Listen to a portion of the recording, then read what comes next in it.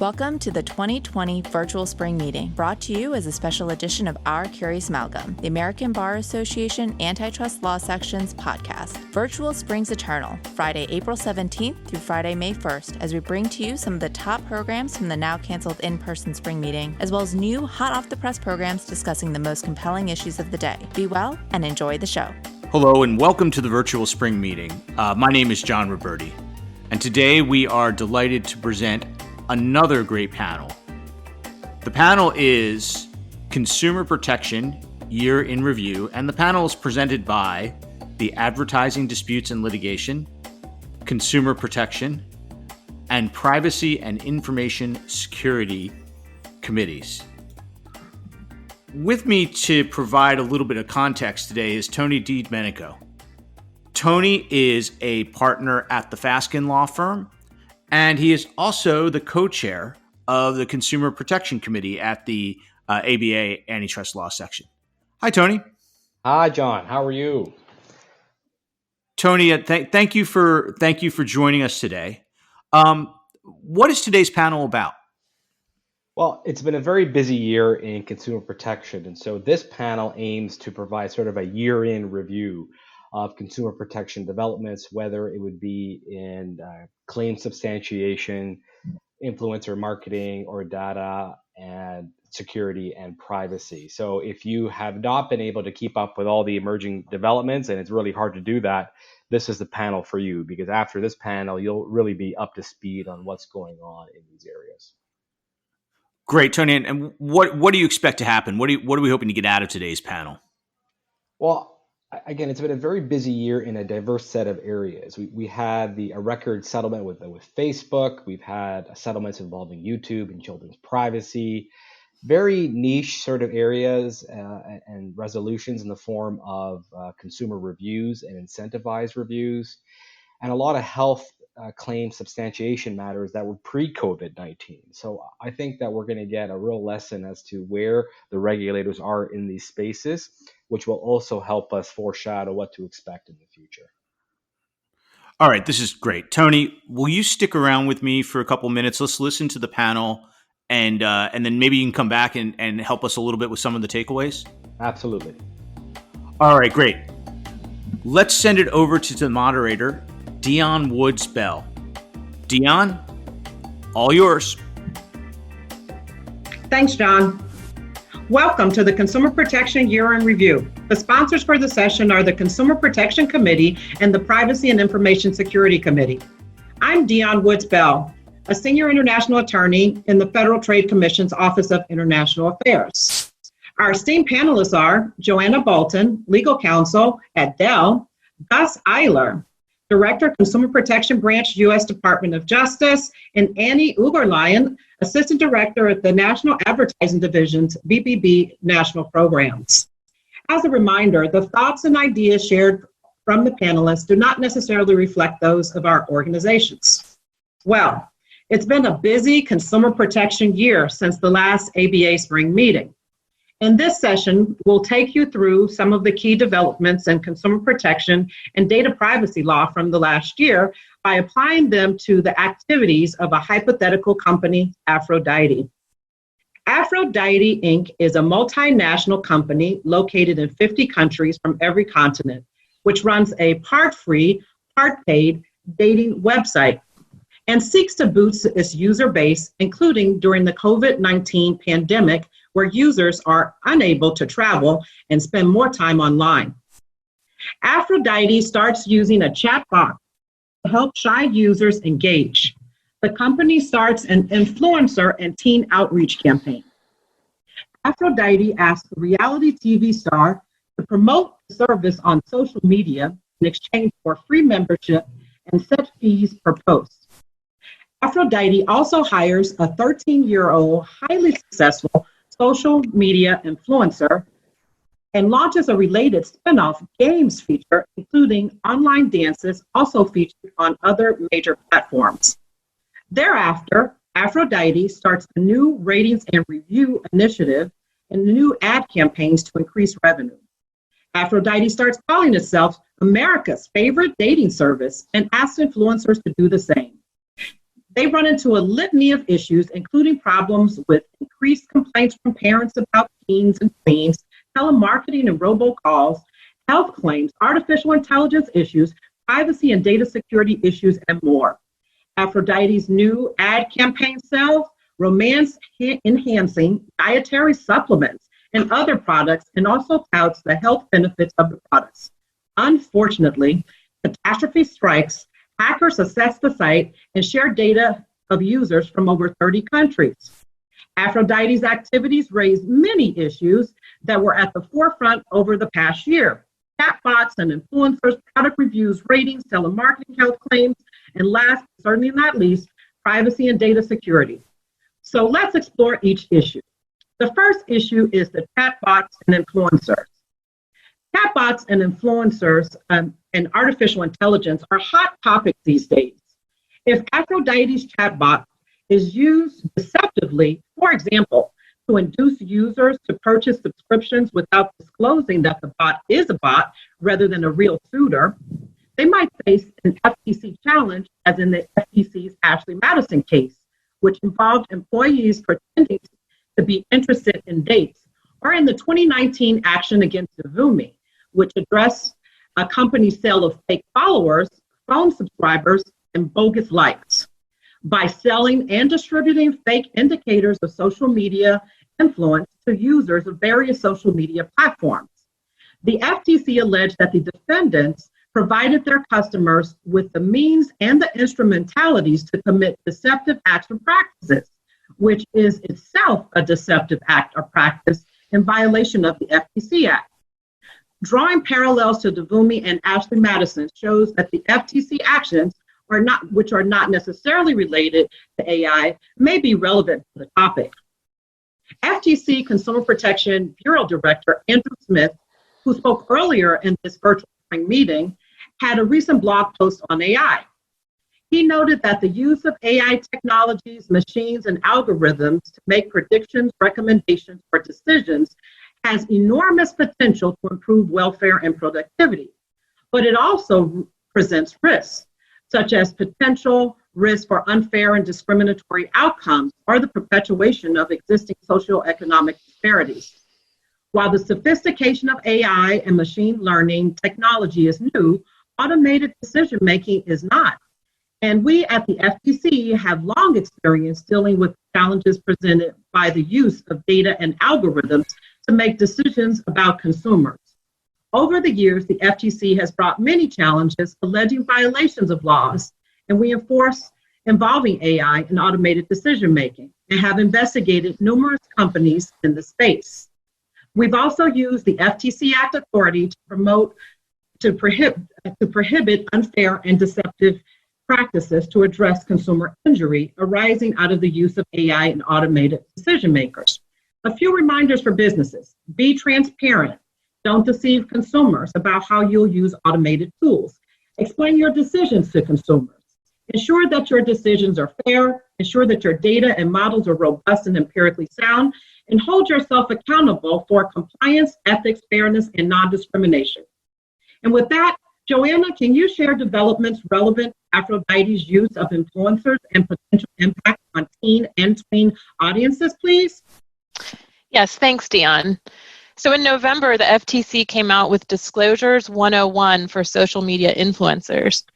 So this supplements the FTC's endorsement guides, which of course apply to social media endorsements, and its 2017 answers to frequently asked questions about those endorsement guides.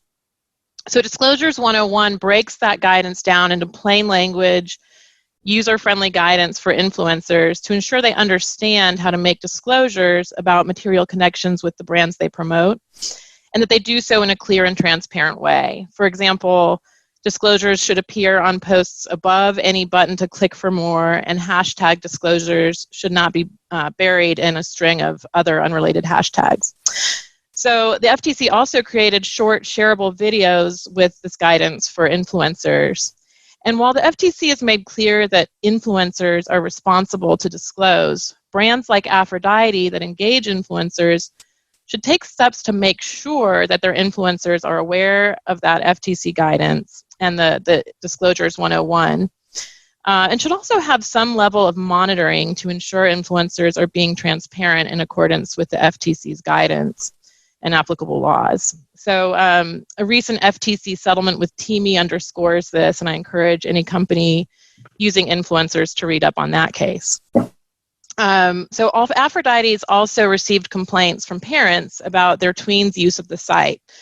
So Aphrodite also needs to be aware of the Children's Online Privacy Protection Act, or COPPA, which requires online platforms directed to children under 13 to obtain parental consent to collect any personal information from those children. So clearly, by hiring a 13-year-old influencer, Aphrodite is targeting children and knows or should know that children are using its site. So Aphrodite should be aware that in February 2019, the FTC entered into a settlement with Musical.ly, now known as TikTok, which is a very popular video social networking app. And like Aphrodite, TikTok was aware that children under 13 were using its service and had received complaints from concerned parents. The FTC ended up fining TikTok $5.7 million, which at the time was the highest ever FTC penalty around online children's privacy, because it failed to notify parents and obtain consent before collecting and using information from children. So this sends a strong message to websites and apps like Aphrodite that target and collect personal information from children. It's also notable that the TikTok issues were brought to the attention of the FTC by CARU, which is the children's unit of the advertising industry's self-regulatory program. So both government regulators and self-regulatory bodies are actively monitoring for these issues. And Gus, there was another significant case last year related to teen influencers and teen tween audiences that you might like to speak to. Can you tell us about that? Sure. Thank you, Joanna. Well, as you know, the TikTok Musical.ly matter was a record-setting resolution at the time, but its place in that mark was short-lived because in September of 2019, it was replaced by the Google YouTube settlement with the FTC and the New York Attorney General, which became a landmark resolution setting a record-setting penalty of $170 million for a COPPA matter, and also putting in place industry-defining compliance terms as part of the settlement resolution. The settlement between YouTube, its parent company Google, and the FTC resolved claims that YouTube collected personal information via cookies, comments, and other attributes from YouTube channels that were aimed at children without the consent of those children's parents. YouTube used the information for behavioral advertising. Notably, and relevant to Aphrodite, while the YouTube settlement resolved the company's COPPA liability allegations, the settlement's compliance terms do put a lot of onus on content providers who operate YouTube channels. And so for entities like Aphrodite or others who may have a YouTube channel and host comments on the platform, they should be aware that the resolution with YouTube requires YouTube channel owners to determine whether they offer child-directed programming and self-report that to YouTube. YouTube then bars self-identified child-directed channels from gathering device and browsing information for use in targeted advertising.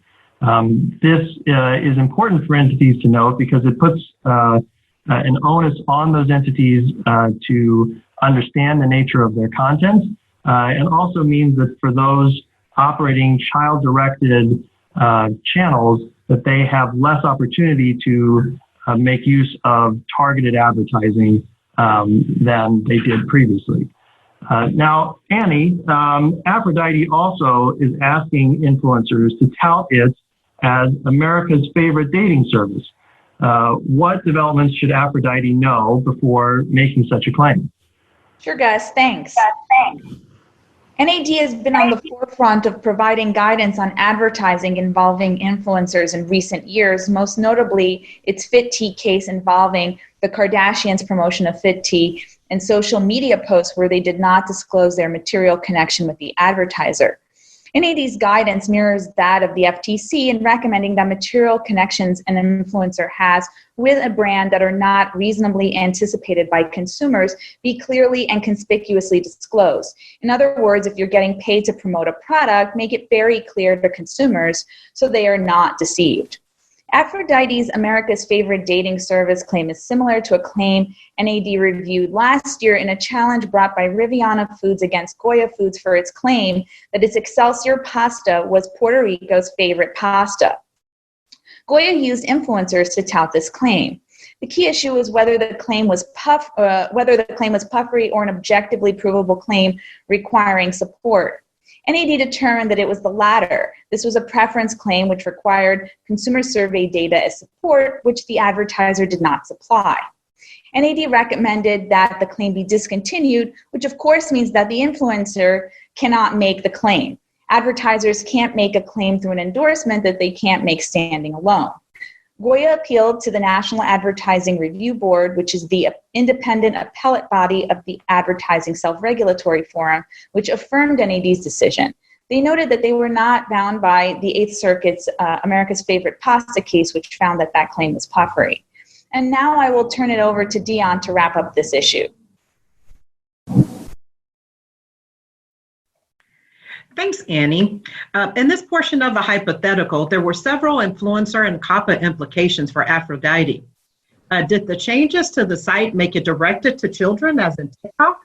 The goal was perhaps to engage teens, but if the 13-year-old is most popular with 12-year-olds, for example, and the games and dance features are predominantly used by 12-year-olds, the site could face a TikTok-like challenge if it's not complying with the COPPA rule. TikTok and YouTube are landmark COPPA cases with huge penalties, showing the Commission's attention to children's privacy. When it comes to complying with COPPA, companies need to acknowledge when portions of their platforms are clearly directed to kids.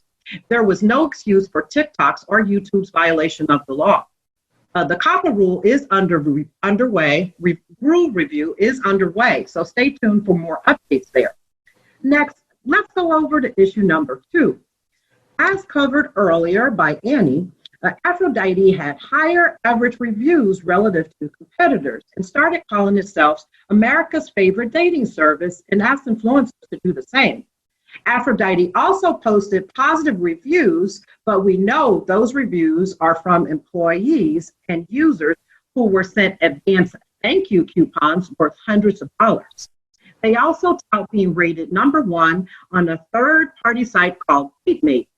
Annie, what developments bear on this aspect of the hypothetical? Thanks, Deon. Consumer reviews impact purchase decisions. Seeing high star ratings and many positive reviews make you want to buy a product. Companies are keenly aware of the importance of consumer reviews and the positive impact they have on their brand. Some consumer reviews are incentivized, which means that you are getting something of value in exchange for posting a positive review. If that is the case and you do not disclose that you received something of value, consumers will be deceived. It also means that the brand or product's image is distorted because they are painting a false image of how much consumers like their product. Newell Brands brought a challenge against Pile Audio because they encourage users to become endorsers of their NutriChef products. The catch? Those endorsers did not disclose their material connection with Pile. Pile Audio asked consumers to, quote, leave us a review on Amazon, claim a free gift on us, end quote. The gift is 2 free 8x10 rolls of vacuum sealing bags. Users who wrote positive reviews in exchange for free products did not disclose the reviews were incentivized. In fact, the material connection between Pile Audio and its users was not disclosed anywhere. After initially not participating and being referred to the FTC, Pile Audio agreed to return to NAD and participate. We recommended that Pile Audio clearly and conspicuously disclose the material connection between itself and a reviewer should it continue to offer incentives to product purchasers in exchange for posting reviews. We also recommended that Pile Audio remove or modify incentivized reviews currently posted by product purchasers to include a clear and conspicuous disclosure that they received something of value from Pile Audio, in this case, free products. Pile Audio agreed to comply with our recommendations. As I mentioned earlier, companies want to promote positive customer reviews, and they can do so as long as they do it in a truthful and non-misleading manner. For the last couple of years, we have seen an increase in star ratings claims. So, for example, more 5-star reviews than any other brand. We advise that a more traditional survey or other method is not necessary to support such a claim, but advertisers must provide evidence which meets our requirements of reliability. The data must also be representative of the target population. Intuit brought a challenge against TaxSlayer concerning its #1 rated on Trustpilot claims. We also reviewed their modified claim, rated #1 in the tax prep software category on Trustpilot among companies with 3,500 plus reviews. We recommended that the challenge claims and claim as modified be discontinued. The reviews that created the basis for Trustpilot's score did not represent tax prep software consumers' opinions across the U.S. Trustpilot collects reviews from consumers that use programs from companies with which it has a business relationship at a significantly higher rate than those with which it does not. It does not have a business relationship with the market leader in tax prep software. Consumers have no way of knowing this just by looking at the ad. A #1 claim must be supported by data representing 85% of the marketplace, and that was not the case here. Another problem was that the claims limitations as to the companies against which TaxSlayer was ranked did not appear in the 4 corners of the advertisement, but instead somewhere on the Trustpilot website. That's not conspicuous or in close proximity to the qualifying claim. Another issue was that for companies with which it did not have a relationship, Trustpilot had no way of verifying that reviewers were actual consumers of the companies. There was also no way of assuring that consumers could not submit multiple reviews, which undermines the reliability of the underlying data. As for the modified claim, rated #1 in tax prep software category on Trustpilot among companies with 3,500 plus reviews, NAD determined that it conveyed a misleading and unsupported message because TaxSlayer is the only tax prep software company with over 3,500 reviews on Trustpilot. Yet, the claim refers to more than one company. TaxSlayer agreed to comply with our recommendations. Next is a challenge brought by S.C. Johnson against Reckitt Benckiser for its Dimensions home fragrance. SCJ challenged the claim 4.4 out of 5 stars. The advertiser argued that all the reviews and ratings and the cumulative 4.4 out of 5-star rating are from consumers who purchased the Dimensions product at full price or with an initial discount who mentioned the discount in their reviews, so no additional material connection disclosure was necessary. Recall what I said earlier about positive consumer reviews. They impact purchasing decisions, and if those consumers get something of value in exchange for the positive review, and this is not disclosed, consumers are deceived. Consumers may not read every review, and they may assume that the 4.4 out of 5 stars represents the sum total of all of the reviews without knowing about the material connection between the advertiser and the majority of the consumers providing reviews. We recommended that the advertiser discontinue the claim 4.4 out of 5 stars or modify its advertising to clearly and conspicuously disclose that it is based on reviews from consumers who received free or discounted products to avoid misleading consumers. And now I'm going to turn over to some FTC cases that looked at these very issues. Sunday Riley sells a number of cosmetic products, some of which sell for over $100 each. And these products are sold nationwide, including at Sephora. For 2 years, Sunday Riley employees and Ms. Riley herself used fake accounts to post positive reviews about the products on Sephora.com. They also actively disliked any negative reviews about their products. Sunday Riley entered into a settlement with the FTC in October of 2019. They were prohibited from misrepresenting the status of any endorser or person reviewing the product, in other words, as independent, and needed to clearly and conspicuously disclose any unexpected material connection between the endorser and any respondent or entity affiliated with the product in close proximity to the product review or endorsement. An older but relevant FTC case was one involving Sony and its ad agency Deutsch LA in 2015. Specifically for our purposes, Deutsch LA encouraged its employees to create buzz about Sony's PlayStation Vita by tweeting about it. The problem was that Deutsch LA employees did not disclose their connection to the ad agency or to their client Sony. Deutsch LA was barred from misrepresenting that an endorser of any game console product or video game product is an independent user or ordinary consumer of the product. The agency also had to disclose a material connection where one existed between any endorser of a game console product or video game product and Deutsch LA or any other entity involved in the manufacture or marketing of the product.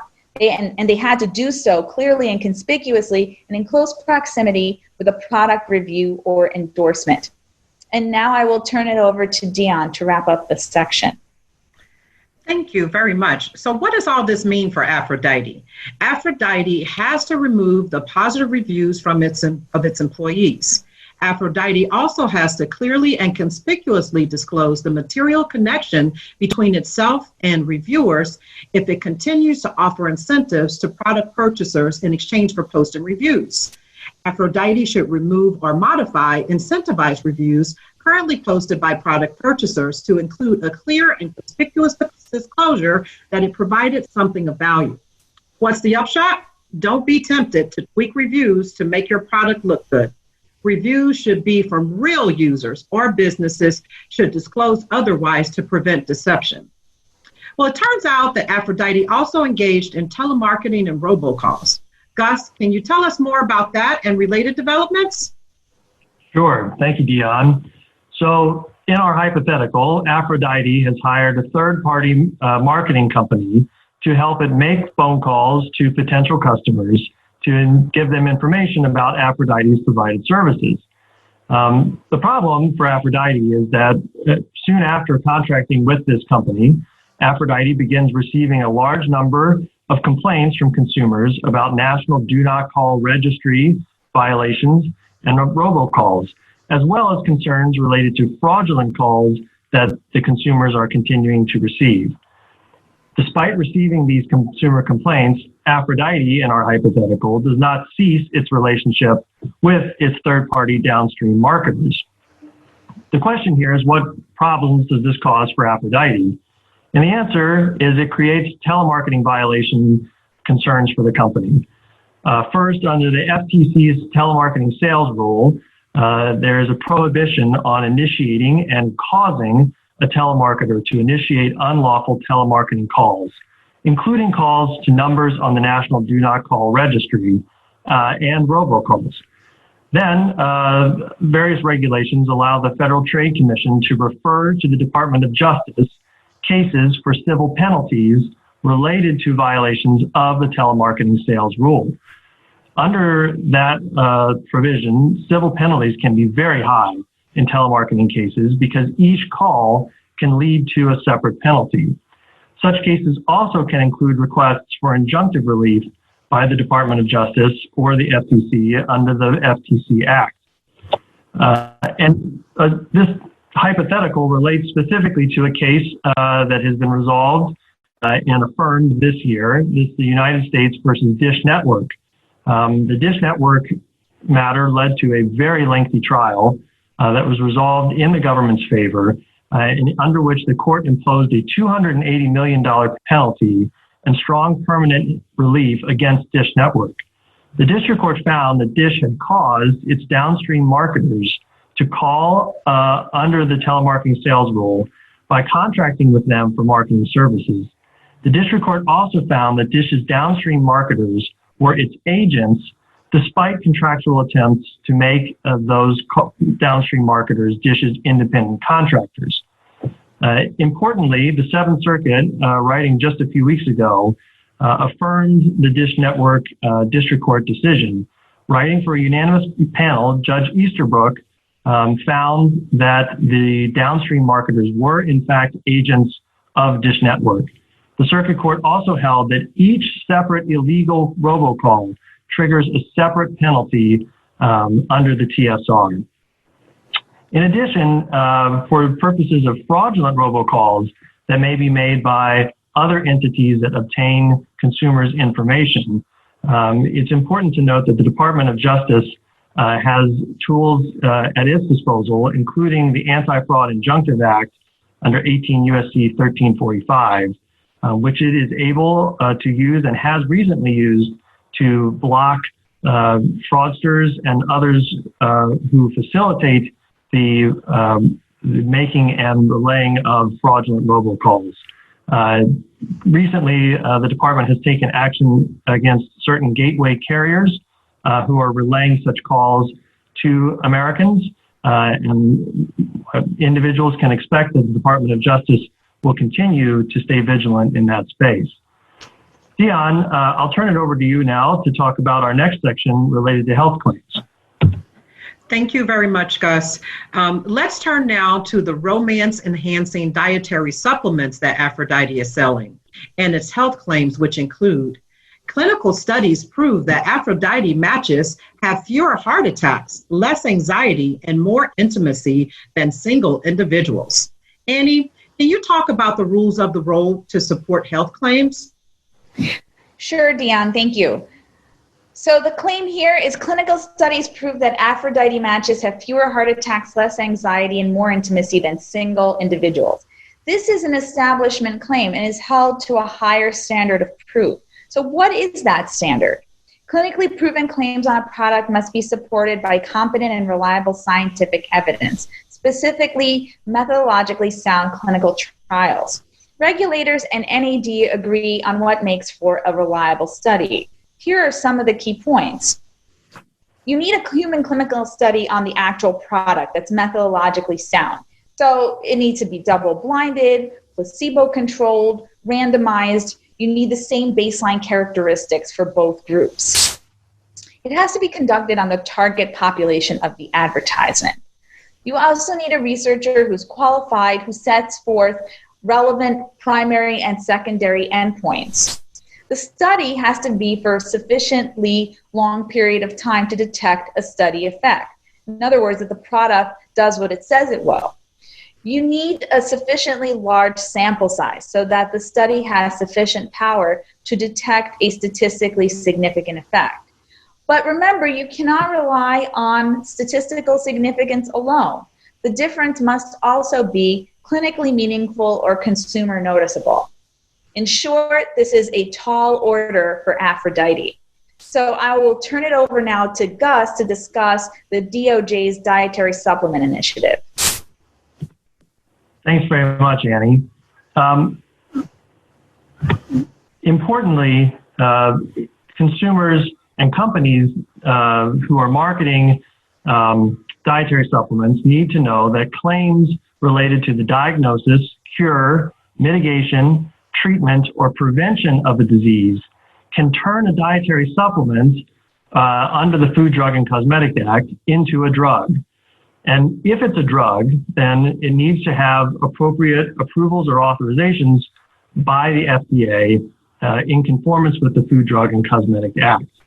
When such approvals or authorizations are lacking, the department, on behalf of the FDA, can bring both civil and criminal actions for misbranded, unapproved new drugs. In particular, the Department of Justice this past year has stepped up its efforts to bring appropriate actions against illegal dietary supplements. We are specifically focused on undeclared ingredients in such supplements, drug claims that are made that can mislead and harm consumers, and products that have proven to cause damages to consumers and patients who are taking them. A number of particular cases this year have been criminal actions. A significant matter that we pursued was the USP Labs matter. This was resolved in conjunction with the U.S. Attorney's Office in the Northern District of Texas. The case there involved a dietary supplement that was marketed as containing all natural ingredients that in fact contains illicit synthetic ingredients that were alleged to have caused consumer harm. Similarly, we've resolved other matters with respect to Genabolics and the Ceta companies and executives of those corporations who were importing illicit ingredients from China and failing to disclose them in dietary supplements. The United States also now is particularly focused on dietary supplements that have a claim related to the ability to treat, cure, or mitigate coronavirus symptoms. Working with the FTC and the FDA, the Department of Justice has been vigilant in seeking out such supplements and has brought both civil and criminal actions to stop those who are improperly selling dietary supplements. Deon, would you like to share some developments from the FTC related to these efforts? Thank you, Gus. Yes, so Aphrodite's health claims are kindred to the FTC versus Global Community, also known as Genuix. In that case, defendants made misleading and unsupported claims about their cognitive improvement supplements, indicating that they improve short-term and long-term memory, increase focus, prevent memory loss, and boost brain power. They use sham news websites with references to non-existent clinical studies and fraudulent consumer and celebrity endorsements. In the hypothetical, Aphrodite did not conduct reliable studies demonstrating that the health benefits of greater intimacy touted by the company as being based on the dating service and not other factors like diet, exercise, and personal connections unrelated to the service. So Aphrodite must discontinue those health claims. Also, given Aphrodite's focus on ramping up marketing during the COVID-19 pandemic, they should be careful not to run afoul of the FTC Act. The FTC and FDA, like Gus said, will have jointly issued warning letters to several sellers of unapproved or misbranded products, claiming that they can treat or prevent coronavirus when they were not supported by reliable evidence. Of course, to date, there are no approved vaccines or drugs currently available on the market. The FTC and DOJ are collaborating, and the FTC and NAD are using resources on coronavirus-related advertising for treatments and scams. The FTC issued consumer education called Coronavirus Scams, What the FTC is Doing. The FTC also has a business blog, 7 Coronavirus Scams Targeting Your Business. U.S. consumers and businesses can report complaints to the Consumer Sentinel Network, and there's a special COVID-19 fraud tab that you can use. Consumer agencies can join forces by directing consumers and businesses who may be victims of international scams or attempted fraud involving COVID-19 to report cross-border complaints to econsumer.gov. econsumer.gov is an initiative of the International Consumer Protection and Enforcement Network. Okay, with that, we'll shift our energies and transition. Let's not forget about privacy and data security and those aspects of our hypothetical. From the hypothetical, we know that Aphrodite only takes a monthly look at security and fires most of the technical staff. So it almost certainly does not have industry-leading security practices, which means that the company's statements are likely deceiving consumers in violation of the FTC Act. Indeed, Aphrodite's security practices may not even be reasonable, which means it could face the FTC's wrath, as in a dealer built or infiltrate. We also learned that Aphrodite had a data breach. Joanna, can you tell us more about the data security practices and relevant developments?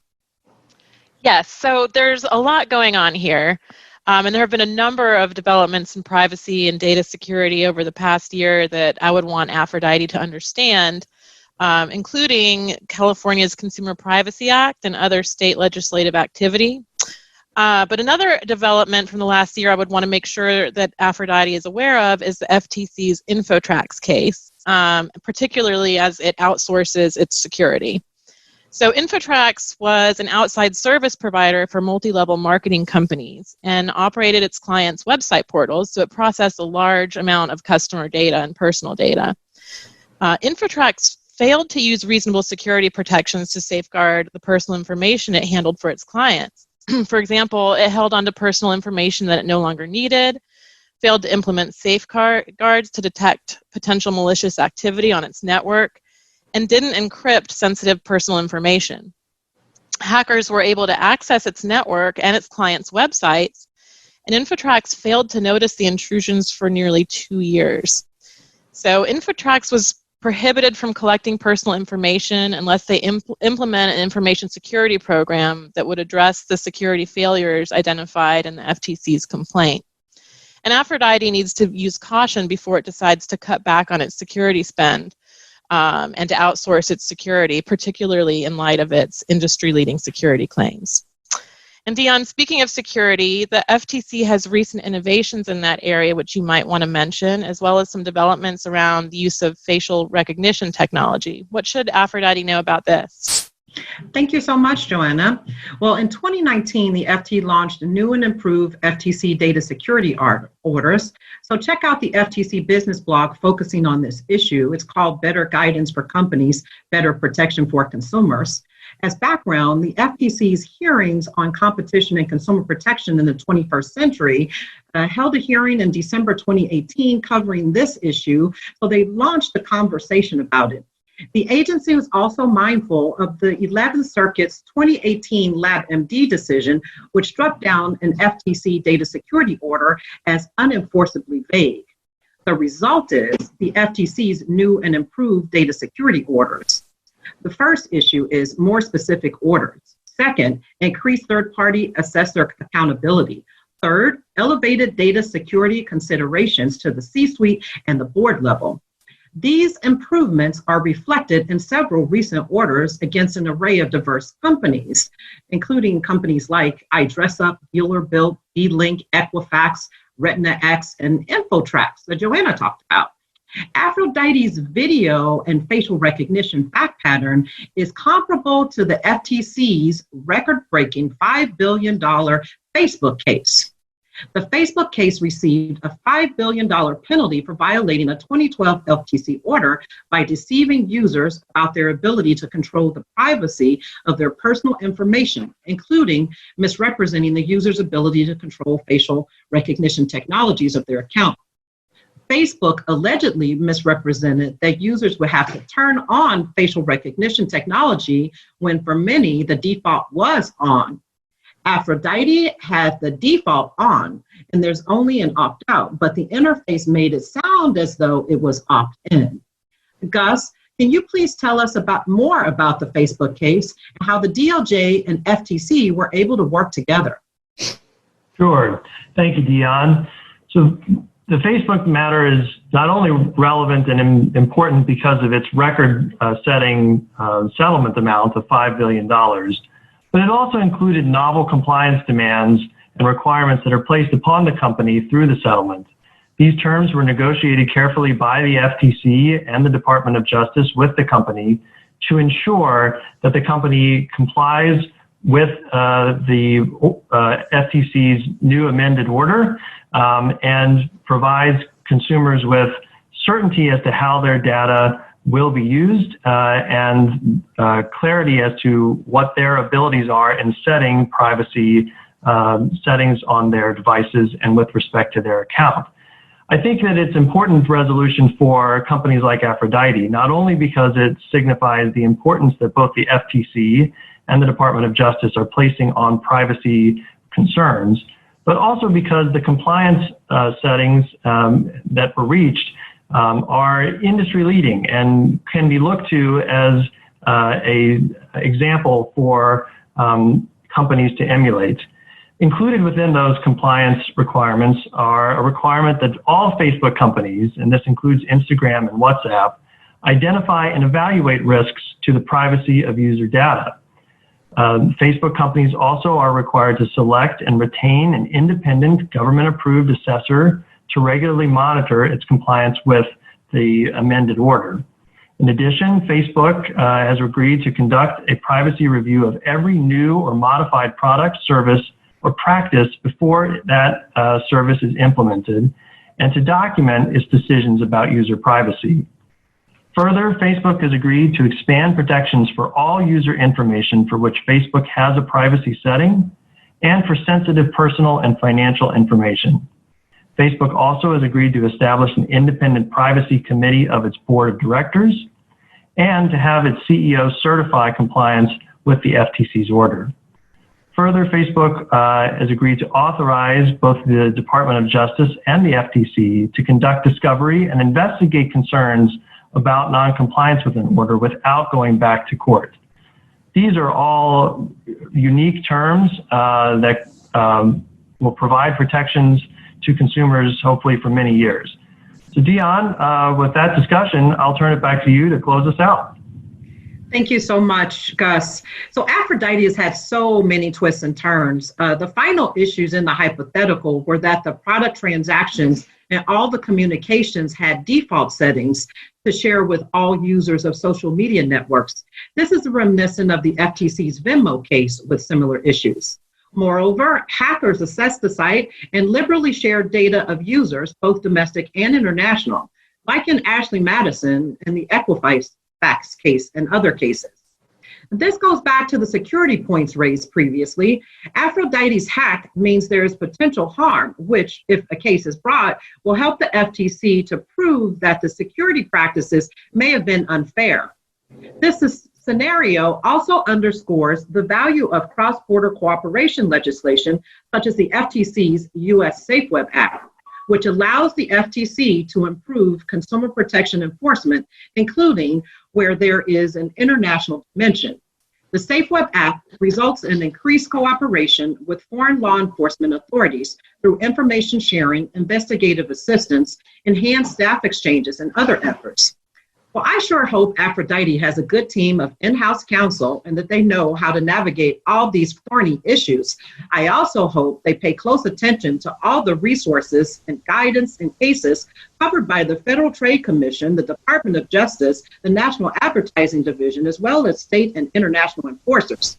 Let me close this panel by asking each panelist to share what issue in consumer protection and data privacy law they're most interested to watch over the coming year, any developments and trends we should expect or should be on the lookout for.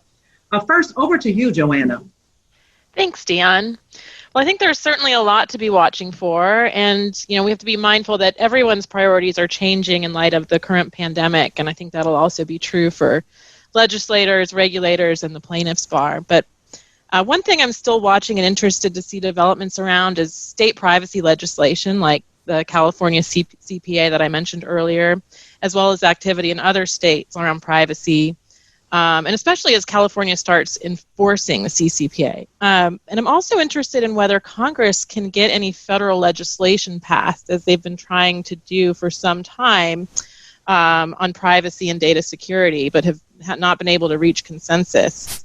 It's possible that this pandemic and technology to track the spread of coronavirus could spur Congress to act. And I note that the Senate recently held a paper hearing on big data and the fight against coronavirus. So definitely a lot to watch there.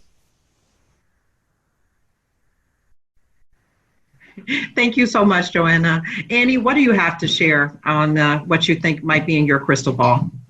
So thanks, Deon. I think, as you mentioned earlier, coronavirus claims are certainly on our radar. We're especially concerned with claims, particularly dietary supplements that imply that they can boost your immunity to fight coronavirus. We've had a number of telecom cases over the past year which have touted the latest offerings like 1 gig or 5G, and we continue to offer valuable guidance in terms of how advertisers can truthfully advertise the latest technology. I think we'll also see more green claims. We recently issued a decision concerning an unqualified biodegradable claim concerning SCJ's Ecoverse soap, and we anticipate getting more green cases. And also, we developed earlier this month a new time-sensitive resource for industry to respond to the compelling need for quick resolution of truth and transparency issues that arise in digital advertising. The Fast Track SWIFT, or Single Well-Defined Issue Fast Track, will review the prominence and or the sufficiency of disclosures in influencer marketing, in native advertising, as well as other advertising truth and transparency issues that do not require complex claim substantiation. Fast Track SWIFT will resolve these matters within 20 business days. So I think we expect to receive a number of those types of matters. Thank you, Annie. Gus, what say you? What's going to be shaken in 2020? So I agree with Joanna and Annie that the coronavirus and responses to it are certainly going to have effects on consumer protection laws and enforcement actions. We at the Department of Justice will, as Annie noted, be particularly focused on claims about cures, treatments, and other fraudulent inducements focused on consumers that are related to the COVID-19 pandemic. Separately, I expect that there will continue to be developments with respect to robocalls and enforcement actions taken both by the Department of Justice, the FTC, and the FCC, implementing new provisions that Congress enacted through the TRACE Act. Our collective agencies are really focused on bringing down the number of robocalls that harass Americans and specifically stopping those that are fraudulent in nature. So I will anticipate that we'll see enforced action in that space, which hopefully will reduce the number of calls that Americans receive that both annoy them and take their hard-earned money. So Deon, how about you? Well, I want to echo, thank you, Gus. I want to echo everyone's comments about COVID-19. We thought we knew about paradigm shifts in the past, but COVID-19 is a paradigm shift of seismic proportions. As a result of the pandemic, there are potentially myriad unprecedented harms to consumers and businesses. The FTC is rising to the challenge with a corresponding shift in priorities. I believe privacy and data security topics associated with artificial intelligence will remain hot topics. And finally, the FTC is reviewing the safeguards rule. The safeguards rule imposes data security requirements on financial institutions under the FTC's jurisdiction.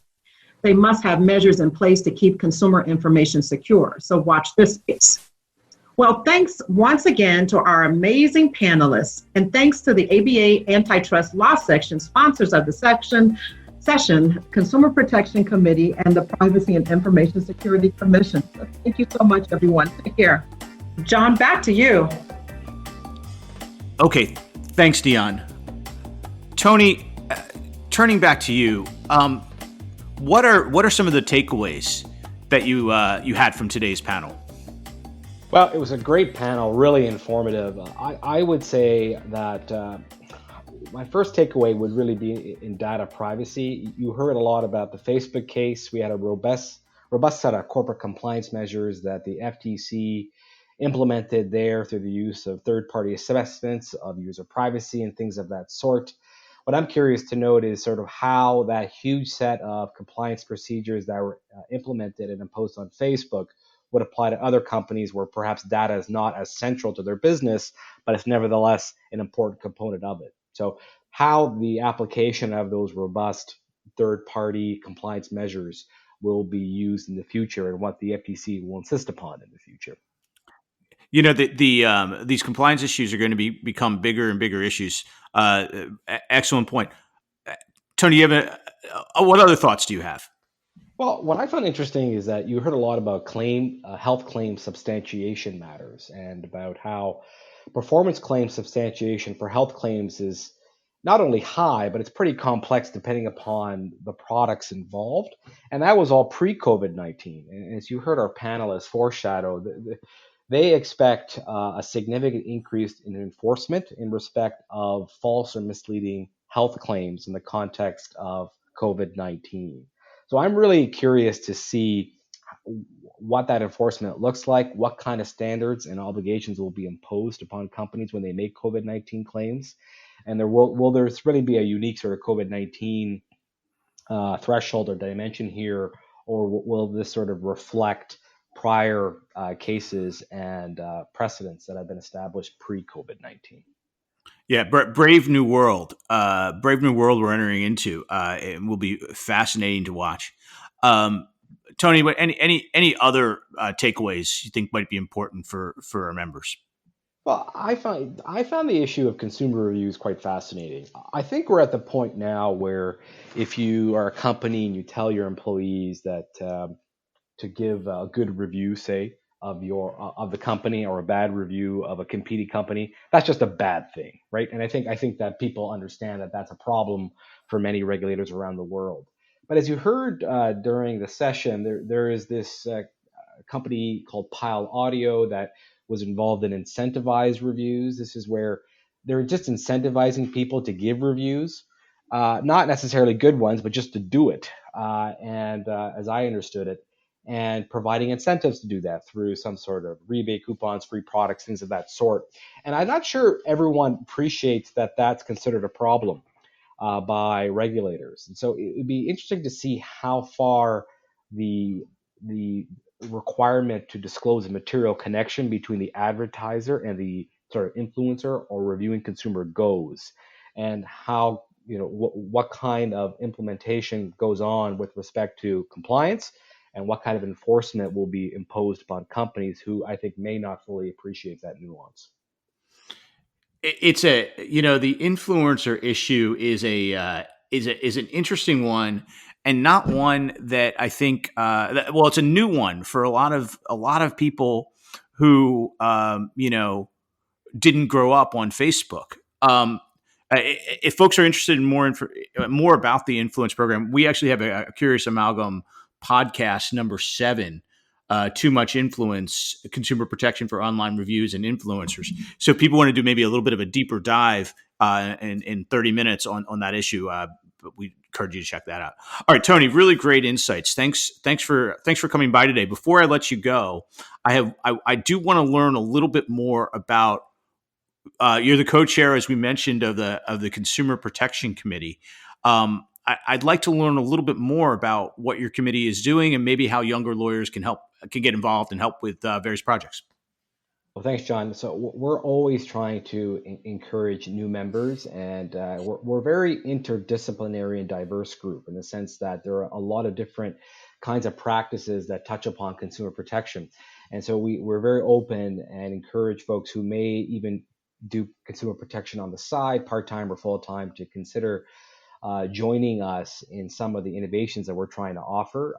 We do offer quite a bit of different kinds of publications. We have our core ones like What's in Store that talk, and the ADL CP updates that talk about just current developments in the space generally, but we also have some specific publications, one being CP highlights for in-house counsel, one being CP international activity updates that really focus in on those more niche areas. I think that and all of those things can use assistance. So if you wish to raise your hand, please do so. Get in touch with myself or my co-chair, Kaylin Brombaugh, and we'd be happy to hear from you. With respect to our programming, we're really trying to offer niche and nuanced programming about emerging issues of consumer protection. We had a great lineup of programs going on, and what we're working on right now is a set of programming really focused on COVID-19. Trying to ensure that people understand what really the dynamics are in that space, as we heard from our panel today, and try to build upon certain topics that are focused on that. So there's lots going on, but we are always encouraging folks, not only within the U.S., but around the world, who practice consumer protection to get in touch with us, because one of our focuses is the internationalization of the section and the committee as a whole. So we really do encourage people to get in touch with us. Tony, thank you, and I will say, I knowing some of the folks, Kaylin, yourself, others working on that committee, I can say that it's also a really nice group of people to work with, and I'm not just saying that because you're Canadian. All right, with that, let's close it out. Great panel today. Thank you, Tony, for coming in and giving us your insights and helping to sort of put things into context. I also want to thank the panelists for their really hard work in pulling together. I don't think people even realize how much effort goes into really thinking through these issues and trying to put it together. So thank you, Deon, and panelists, for doing that. And most importantly, I want to thank you, listeners, for tuning in to the virtual spring meeting and giving us a chance. Till we speak again, please be well and be safe. Thank you for listening to this Virtual Spring Meeting 2020 edition of Our Curious Amalgam. It is produced and shared around the globe by the American Bar Association Antitrust Law Section. The opinions expressed by the participants in the podcast are their own and do not necessarily represent those of their employer or other organization. If you like what you heard or would like to become a member of the American Bar Association, please check out what the Antitrust section has to offer at ambar.org/antitrust. If you have suggestions for topics or are interested in participating in a future episode, please reach out at podcast@ourcuriousamalgam.com. Until next time, thank you for listening.